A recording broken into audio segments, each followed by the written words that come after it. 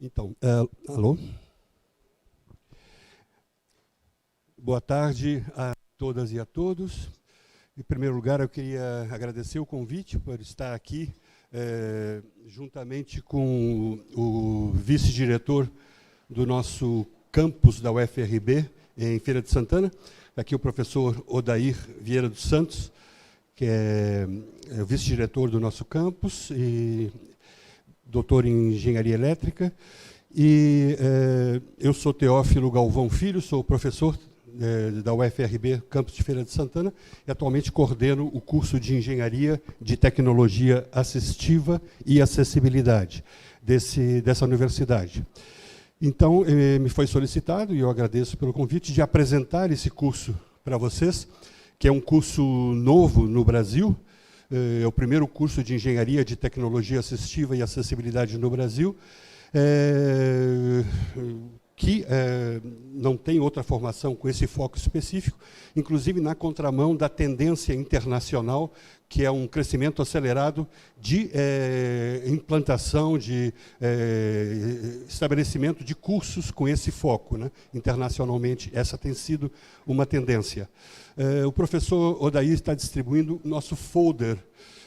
Professor Odair, também tem pessoas que estão chegando, talvez seja interessante que vocês tenham um folder, porque tem algumas informações no folder que eu, inclusive, não vou repetir, porque vocês já terão disponibilizadas no folder.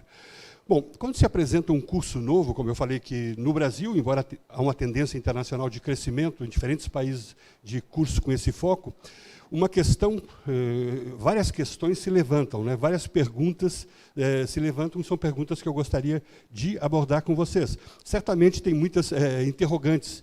O que é isso? Curso de Engenharia de Tecnologia Assistiva e Acessibilidade. Aí perguntas como, por que uma nova engenharia, né? É uma engenharia que no Brasil é nova. Será que, então, pergunta, será que ela é necessária realmente? O que já existe em termos de profissões nessa área não dão conta, né, suficientemente das demandas dessa área? Existe uma demanda social e de mercado suficientes para justificar essa especificidade de formação profissional? Quais seriam as atividades, responsabilidades e atribuições específicas desse profissional, desse novo profissional, do engenheiro de tecnologia assistiva e acessibilidade? Então, são questões que eu espero abordar com vocês no curto tempo que eu tenho. Me falaram que é em torno de 20 minutos, me parece, né? Então, é algo que não vou poder detalhar suficientemente, porém, dar um panorama geral sobre essa área de atuação, área de pesquisa, área de formação, que é o curso de Engenharia de Tecnologia Assistiva e Acessibilidade. Como é uma área nova, a área de tecnologia assistiva, eu acho que é importante a gente saber o que se trata. O que é isso de tecnologia assistiva? É uma expressão nova. Então, eu vou contextualizar essa temática primeiro apresentando rapidamente essa área. O que é a área de tecnologia assistiva e área de acessibilidade no Brasil? Tecnologia assistiva, esse é o conceito de tecnologia assistiva que tem sido utilizado nas principais publicações atualmente no país, as principais pesquisas, teses de doutorado, livros, artigos, que diz que tecnologia assistiva é uma área do conhecimento de característica interdisciplinar que engloba produtos, recursos, metodologias, estratégias, práticas e serviços que objetivam promover a funcionalidade relacionada à atividade e participação de pessoas com deficiência, incapacidades ou mobilidade reduzida, visando sua autonomia, independência, qualidade de vida e inclusão social. Desse conceito, eu destacaria que essa questão da interdisciplinaridade é uma área intrinsecamente interdisciplinar. Os conhecimentos, os produtos, os serviços nessa área envolvem conhecimentos que perpassam diferentes áreas, né? Então, essa é uma característica muito particular da área de tecnologia assistiva e acessibilidade, público-alvo da tecnologia assistiva também. E só o segmento da pessoa com deficiência, por exemplo, para a gente perceber a dimensão desse público no Brasil, o último censo do IBGE, 2010, detecta que 23,9% da população brasileira tem algum tipo de deficiência. Em torno de 47 milhões de brasileiros com algum tipo de deficiência, né? Para a gente ter ideia desses segmentos, né? Uma outra noção, acho que é importante para a gente conhecer, já que o curso é de Engenharia de Tecnologia Assistiva e Acessibilidade, é a percepção de que a acessibilidade, em geral no senso comum, se pensa logo a questão da acessibilidade física, arquitetônica, né? Rampas, banheiro adaptado, as barreiras arquitetônicas. Porém, a acessibilidade tem diferentes dimensões, como mostra aqui. Tem a dimensão arquitetônica e urbanística, porém tem a dimensão comunicacional, a dimensão metodológica, programática, atitudinal, instrumental e tecnológica. Por exemplo, uma universidade, a questão das barreiras comunicacionais. Um estudante cego se matricula. Como é que é feita a comunicação toda? Quais são as barreiras de comunicação? Mural, impressos no mural, pessoa cega não consegue ler um impresso no mural. Quais são as dinâmicas de acessibilidade para que uma pessoa, um aluno com deficiência, tenha o direito de participar da universidade e receber as mesmas informações que todos? Então, romper as barreiras comunicacionais são fundamentais, não só as arquitetônicas. Um laboratório de informática, como é que pode acessar uma pessoa com problema de coordenação motora, uma pessoa com problema de sensorial, cego também? Quais são os softwares para uma pessoa cega usar um computador? Isso aí são as barreiras instrumentais tecnológicas, as atitudinais, os preconceitos. Então, há diferentes dimensões de acessibilidade que são fundamentais de serem rompidas essas barreiras nessas diferentes dimensões.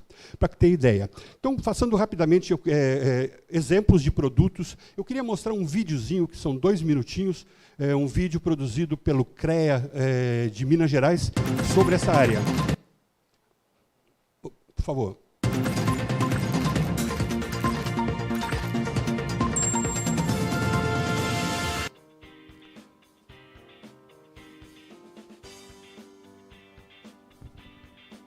Brisa sofreu um acidente e hoje depende de um carro adaptado para se locomover melhor. No volante, um pomo giratório e ao lado uma alavanca que aciona o acelerador e o freio. Detalhes que permitiram à artista poder dirigir de uma forma diferente, mas com independência e segurança. Esse carro ele representa a minha independência, a minha mobilidade, né? Acho que com ele eu economizo tempo e posso chegar a lugares assim de uma maneira muito mais rápida e fácil. E não é só no carro que a tecnologia trouxe mais mobilidade. As muletas que ela usa, conhecidas como canadenses, dão mais sustentabilidade e força ao corpo na hora de caminhar. As botas, chamadas órteses, também dão mais rigidez aos pés. Tudo isso são equipamentos que os engenheiros e profissionais da saúde conhecem como tecnologia assistiva. É um conjunto de técnicas, serviços e equipamentos que ajudam as pessoas com deficiência a melhorar a qualidade de vida ou a diminuir as desvantagens que elas têm por causa dessas deficiências. Assim como as botas de Brisa, outras órteses são pesquisadas e desenvolvidas no laboratório deste engenheiro. Estas imagens mostram uma órtese de mão que ajuda o paciente a ter de volta os movimentos que havia perdido. Prótese, você substitui um membro que você perdeu. Então, se você perdeu parte do braço, você coloca uma prótese. Agora, se você tem o seu braço, sua perna, e você precisa de ajuda para ele, você usa uma órtese. E aí existem diferentes tipos de órtese. Uma órtese fixa, sem nenhum movimento, e depois você tem uma órtese ativa, que te dá o movimento, que faz o movimento. Nesta entidade onde vivem 87 crianças e adolescentes com algum tipo de deficiência, produtos da tecnologia assistiva. Não vou passar todo, só o finalzinho.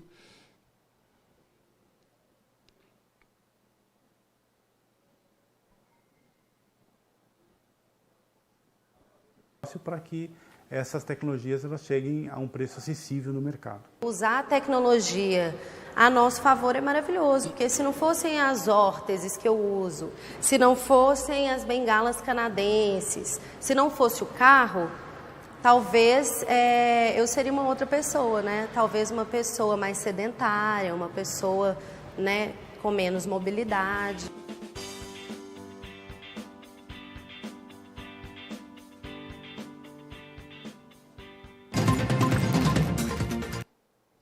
Obrigado. Então, os vídeos para dar uma ideia do que é tecnologia assistiva. Alguns exemplos a partir desse vídeo do CREA de Minas Gerais. Vou passar algumas imagens rápidas de exemplos de tecnologia assistiva, não vou poder me deter em função do tempo, né? Mas na área de próteses, por exemplo, diferentes tipos de próteses com diferentes tecnologias, eu chamo a atenção do caráter interdisciplinar. Aí está a parte de mecânica, a parte de eletrônica, a parte de computação, diferentes conhecimentos que envolvem um recurso desse, uma cadeira de rodas motorizada, por exemplo, as adaptações veiculares, exoesqueletos, as pesquisas de neurocientistas sobre, atualmente, as mais avançadas, de controle do exoesqueleto pelo pensamento, a pessoa poder se movimentar com o pensamento, implante coclear, mas são diferentes áreas de atuação nessa característica interdisciplinar da tecnologia assistiva. A metáfora que a gente usa é dessa inteligência aprisionada. Pessoas muitas vezes com o cognitivo preservado, com a inteligência preservada, mas essa inteligência aprisionada num corpo extremamente limitado. E a tecnologia faz é libertar essa inteligência. Como exemplo do Stephen Hawking, que todo mundo conhece, esse físico inglês, né? Uma genialidade aprisionada, no caso dele, que foi libertada pela tecnologia assistiva. Né? Agora, uma nova formação. Por que uma formação nessa área? Por que um curso de engenharia nessa área? Né? Normalmente, por que surgem? A gente se pergunta, para a gente pensar por que a necessidade de um novo curso de engenharia na área de tecnologia assistiva e acessibilidade. Por que isso? Quando na sociedade surgem novas áreas, a gente sabe que ao longo da história da humanidade vão surgindo novas profissões, novas áreas, em função de quê? De diferentes fatores. Eu queria destacar 2 desses fatores. Um deles é os avanços científicos. Na hora que surgem novos avanços, novas tecnologias específicas, aí surge a necessidade de novos profissionais focados nessas áreas. Todo mundo conhece o exemplo da engenharia biomédica, né, que é uma engenharia entre as mais recentes, né? E uma característica da engenharia biomédica vem justamente desses avanços da área médica, das tecnologias de área médica, né? As tecnologias de tomógrafos, de ressonância, de cirurgias usando recursos da robótica. Então, a necessidade de profissionais especializados nessa hora geraram a necessidade dessa nova profissão, que é o engenheiro biomédico. Embora o engenheiro biomédico está relacionado com a área de saúde, então com pessoas doentes, e tecnologia assistiva está relacionado com pessoas sãs. Então, uma diferença que fazia antigamente a confusão de que pessoa com deficiência era pessoa doente. Porém, não. Hoje, todas as reflexões teóricas e práticas, as pesquisas mostram que a pessoa com deficiência não é uma pessoa doente, é uma pessoa sã, que é uma característica dela, a sequela, pode ser sequela de uma doença, pode ser gerado por uma paralisia infantil, uma poliomielite, um problema, uma paralisia cerebral, pode ser gerado numa doença, porém, a doença foi curada, a pessoa ficou sã, porém, ficaram as sequelas. Então, essa área, a área da engenharia biomédica, é na área de saúde, área hospitalar, e tecnologia assistiva não é a área hospitalar, não é a área... Embora sejam a partir de novas demandas, a partir de novos avanços tecnológicos, surge a necessidade de pessoas especializadas nessas novas tecnologias. Uma outra causa de avanços, de novas formações da necessidade, são avanços das consciências da sociedade, avanços civilizatórios, onde antigamente segregar determinados segmentos da população era normal. E hoje a sociedade chega a um avanço da percepção de que segmentos historicamente segregados são pessoas com direitos de cidadãos e que têm direito de participar. E a sociedade tem que se organizar de forma a incluir esses segmentos. A gente sabe, pessoa com deficiência, pessoa idosa, a questão toda de raça, de gênero, os segmentos que antes eram excluídos, a sociedade hoje percebe. Então, esses novos avanços geram necessidades de novas capacidades, de novas formações para que a sociedade possa se organizar e fazer com que essas percepções, essa nova consciência, se torne dia a dia, se torne prática, e não seja uma coisa só de consciência. A consciência não basta se ela não virar vida prática no dia a dia, né? Então, isso faz gerar novas formas de organização da sociedade. E essa organização da sociedade pode ser em diferentes dimensões, dimensão legal, dimensão de pesquisa, dimensão de formação, dimensão de produção de novos recursos. Tudo isso, então, tanto os avanços científicos como os avanços civilizatórios, geram novas demandas sociais. E uma sociedade que se organiza e se estrutura para dar conta dessas novas demandas, né? E, por exemplo, no Brasil, tem se organizado, e a legislação brasileira, nessa área bastante avançada, já em 1999, já começa a surgir tecnologia assistiva na legislação brasileira, ainda com a expressão ajudas técnicas, que era como era chamada até o ano de 2007, essa área. Então, diferentes dispositivos legais, até chegar nesse aqui, que é o mais avançado, que é a Lei Brasileira de Inclusão, que é o Estatuto da Pessoa com Deficiência, que é de 2015. Esse nosso estatuto é baseado nessa Convenção Internacional da ONU, assinada na ONU em 2006, e o Brasil não só ratificou essa convenção, assinou, como essa primeira vez que no Brasil um tratado internacional de direitos humanos foi incorporado integralmente na nossa lei maior, na Constituição brasileira. A Convenção Internacional da ONU foi incorporada integralmente como emenda constitucional, passou a ter o status de Constituição, essa legislação. E por isso foi criada, então, a Lei Brasileira de Inclusão de 2015, né, que é a que está em vigência. E, entre várias inovações dessa lei, uma delas é isso, de que a falta de acessibilidade, é uma tipificação que parece bem explícita nessa lei, que a falta de acessibilidade passa a ser entendida e tipificada judicialmente como uma forma de discriminação. Então, a acessibilidade deixa de ser algo opcional. Ser acessível não é uma questão só de consciência, de ser bonzinho, de fazer um favor para a pessoa com deficiência. Não, hoje é direito previsto em lei, e a pessoa não disponibilizar acessibilidade é uma forma de discriminação. Então, são todos os avanços que começam a gerar novas necessidades na sociedade, né? Seguindo, então, aqui, por exemplo, essa Lei Brasileira de Inclusão, a tecnologia assistiva é citada em diferentes dispositivos. Eu vou passar rapidamente, quando trata de direito à educação, direito ao trabalho, direito a acesso à informação e comunicação. Tem um capítulo específico dessa Lei Brasileira de Inclusão, especificamente sobre tecnologia assistiva, e mais 11 citações e referências à tecnologia assistiva nessa Lei Brasileira de Inclusão. E quais são as consequências práticas dessas novas demandas e novas consciência social e desse novo ordenamento jurídico? Alguns exemplos. Sexta-feira passada eu encontrei essa notícia, por exemplo. Prefeito que fizer plano diretor sem acessibilidade cometerá improbidade. Isso aí já é previsto em lei. Então, isso por exemplo, é um projeto de lei do Senado, da senadora Mara Gabrilli. É prevista nesse projeto já, e que tem todas as condições de ser aprovado. Então, a acessibilidade passa a ser uma obrigação do prefeito. Hoje, a inclusão escolar de crianças com deficiência não é opcional. Uma escola não tem opção de negar mais a matrícula. É um direito da criança com deficiência estar matriculada. Hoje, quando na universidade a gente quer implantar um novo curso, ou quer pedir o reconhecimento dos nossos cursos, é uma exigência sempre do MEC essa elaboração de um plano de acessibilidade da universidade. Essa é uma nova exigência do MEC. Então, a gente mostra que isso aí não é mais uma opção, né? A lei de cotas, por exemplo, nas empresas, já devem ter ouvido falar, qualquer empresa com mais de 100 funcionários é obrigada a contratar 2% de funcionários com deficiência, chegando até 5% quando tiver mais de 1.000 funcionários. Então, é a lei de cotas, né? Então, inclusive, é uma lei já mais antiga e que já é em vigor há bastante tempo, né?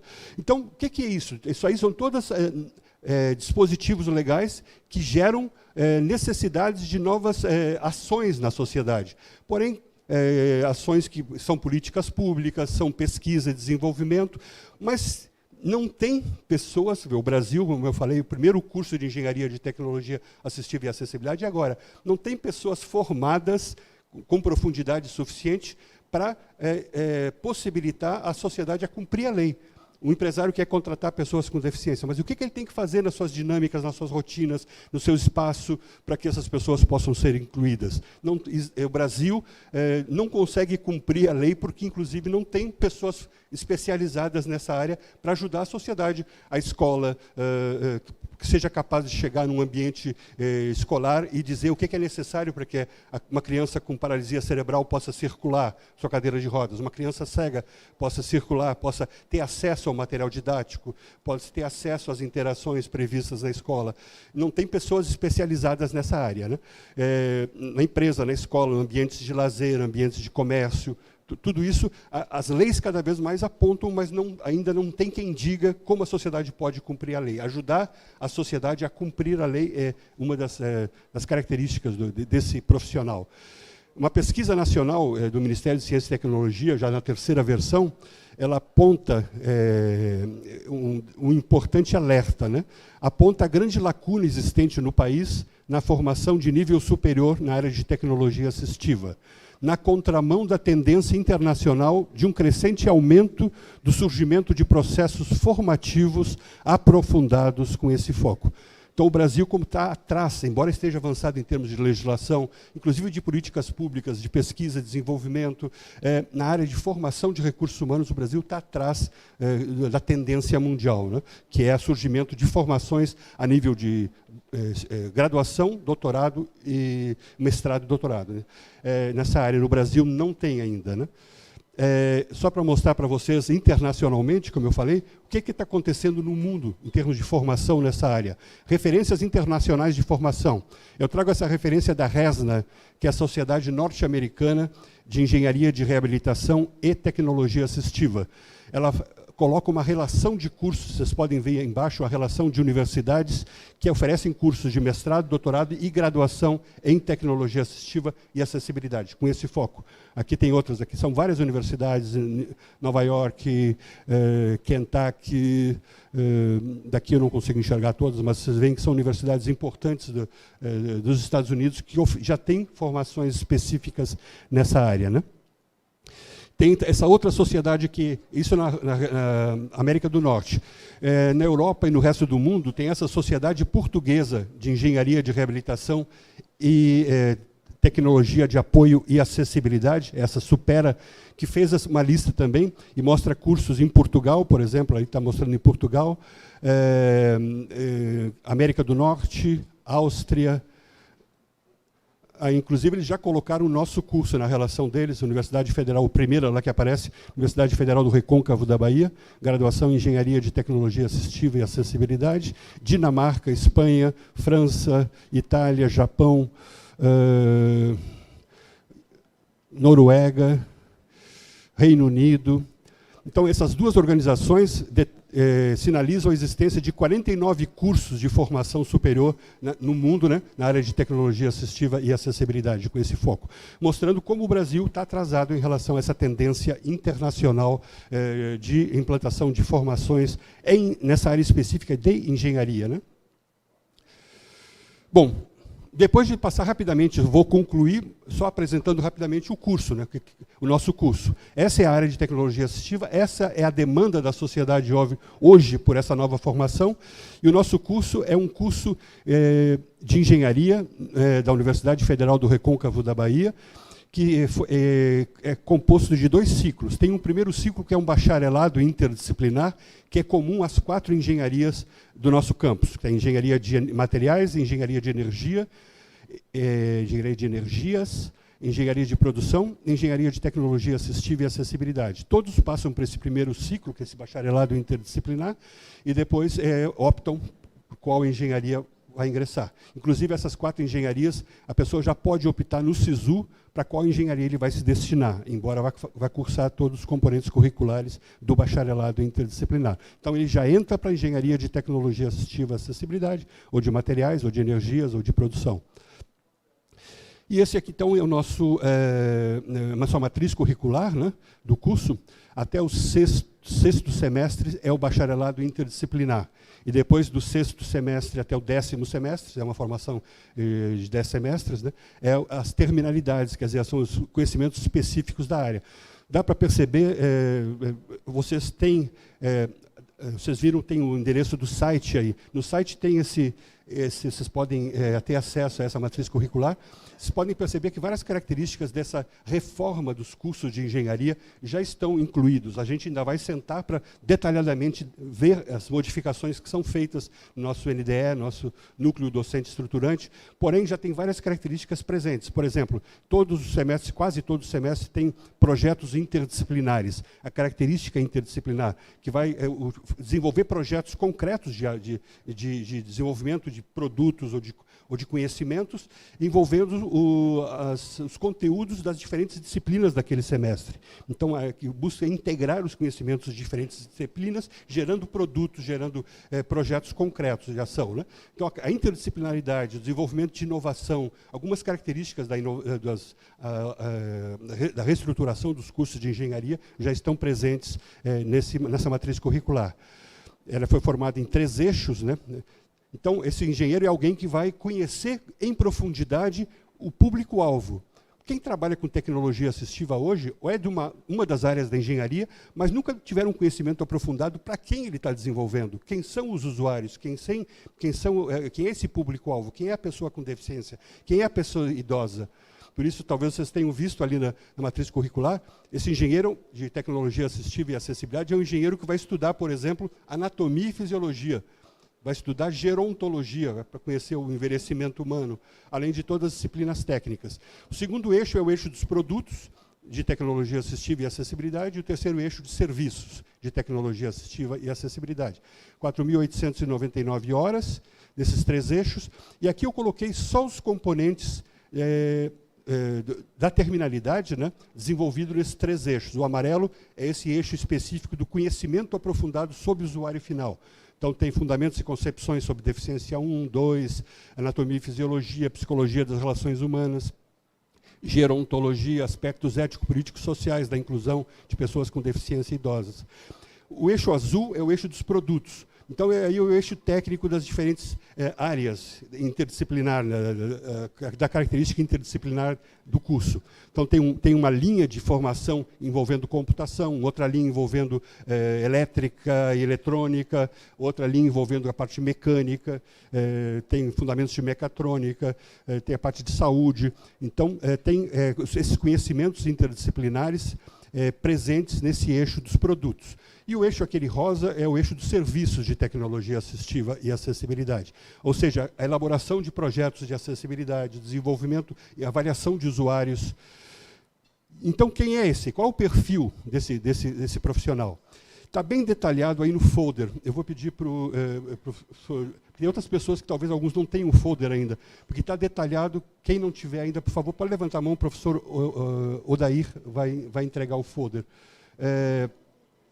Então, está bem detalhado, eu não vou falar de todos essas características do perfil. Só vou destacar 3 características. O engenheiro de tecnologia assistiva e acessibilidade é aquele profissional que vai chegar numa empresa, colocar o olho na empresa e perceber as diferentes dimensões de barreiras, as diferentes dimensões da acessibilidade, as barreiras arquitetônicas, as barreiras comunicacionais, tecnológicas, atitudinais, programáticas, metodológicas, e vai elaborar um projeto estruturante daquela empresa, ou daquela escola, ou daquele ambiente de lazer, de acessibilidade. Ele é capaz de colocar, ele, um profissional, é capaz de colocar o olho numa instituição e elaborar um projeto estruturante. Ele é capaz de elaborar um projeto, ele é capaz de implantar esse projeto de acessibilidade e é capaz de ser um gestor desse projeto, é capaz de gerir o desenvolvimento desse projeto. Ele é capaz também, como outra característica do perfil, percebam que não tem ninguém na sociedade hoje, primeiro, com um conhecimento aprofundado do usuário final, da pessoa com deficiência, da pessoa idosa, e não tem ninguém com uma formação interdisciplinar que envolve as diferentes áreas da acessibilidade e da tecnologia assistiva. Perpassa, como a gente viu, a área de eletrônica, de mecânica, de computação, a área de saúde, a área de fisioterapia. Então, tem esse conhecimento capaz de elaborar um projeto estruturante de acessibilidade numa fábrica, numa universidade, num ambiente de lazer, no comércio. E, por outro lado, ele é capaz de avaliar também um usuário, chegar um usuário e ver qual é as suas necessidades específicas, qual é o produto de tecnologia assistiva, qual é a solução de acessibilidade que mais necessita aquela pessoa. E ele será formado para elaborar e construir e ser agente de inovação no desenvolvimento de novas soluções de tecnologia assistiva, ou seja, desenvolver novos produtos. Chama a atenção que na sociedade, com essas novas demandas, com essa nova legislação, não tem ninguém com esse perfil formado para dar conta das questões de acessibilidade e tecnologia assistiva, com essa visão interdisciplinar e global para dar solução a essa nova exigência da sociedade. Era isso, gente. Agradecer, então, por estar aqui. E se tiver perguntas, se houver tempo para isso, estou à disposição, então. Obrigado. Agradeço ao professor Teófilo. Vamos, assim, deixar 2 perguntas, se alguém precisar aqui fazer alguma pergunta, onde mostra a necessidade desse sistema se adaptar rapidamente. Professor, era interessante se eu discutisse aqui com a nossa ASTEC, né, principalmente para não esperar que os alunos formarem para ver as atribuições profissionais. Vimos aí que tem diversas modalidades que estão atuando e que delas iria ficar esse curso, né, em devido às diversas modalidades, tá? Então, acho bem interessante e cursos como esse vão aparecer cada dia mais aqui, diferentes dos nossos padrões daqueles cursos tradicionais. Alguém gostaria de fazer alguma pergunta? Não havendo manifestação, professor, então eu agradeço o senhor aí a colaboração, tá? O vice-coordenador também lá, obrigado a vocês aí da UFRB, do campus de Feira de Santana, pela apresentação e mostrando aqui a preocupação que a UFRB já tem com essa questão, né? Voltei de um congresso internacional de engenharia, onde mostra exatamente essa linha da contribuição, e nós voltamos da SOEA, onde teve lá uma excelente palestra, acho que foi a primeira vez que teve uma palestra, não sei se foi a primeira vez que teve uma palestra, mas eu acredito que sim, que um estudante de engenharia fez uma apresentação, uma bela apresentação na SOEA, sobre a questão até de todo esse processo de comandar, né? Então ele estava falando que fez um braço, aí o senhor me falou que o nome não era, como é o nome da reação que tem lá, o senhor falou de uma prótese ou órtese, né? E ele mostrou que fez uma prótese para poder segurar.